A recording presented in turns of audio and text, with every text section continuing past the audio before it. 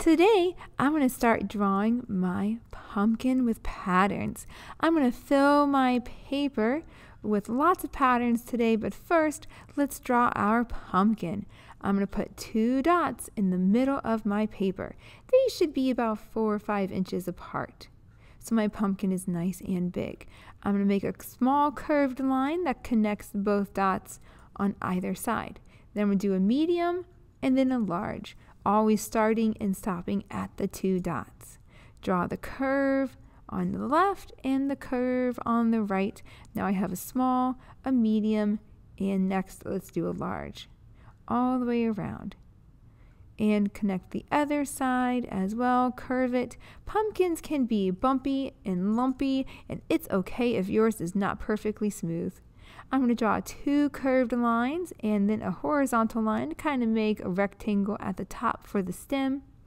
Next, let's add a horizontal line for the horizon of my picture. This is the line where the sky and the ground touch and meet in the middle. I am now going to fill the ground and the sky with patterns. I'm going to first, though, use some swirly lines to add a little bit of detail on my pumpkin.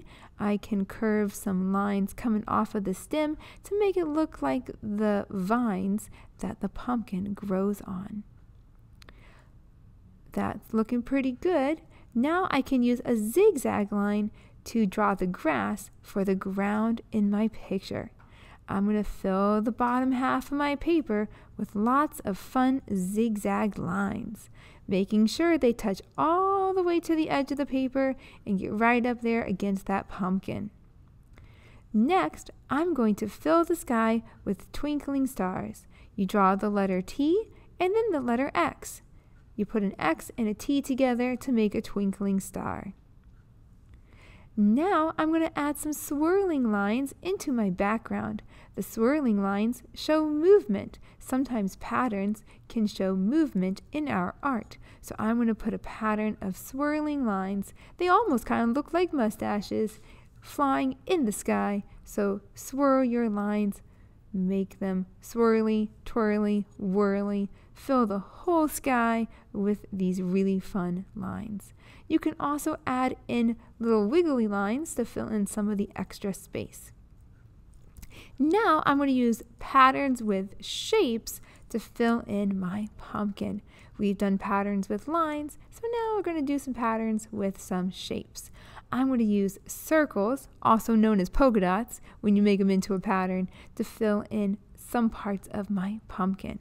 I'm going to make a pattern with my patterns on my pumpkin. I'm going to use a pattern of circles and then a pattern of triangles, so that way I have patterns within my patterns on my pumpkin. Color them in nice and neat. Make sure you're taking your time, always doing your best work. Check everything when you're finished. Make sure your name goes on the back and you are all done drawing your patterned pumpkin.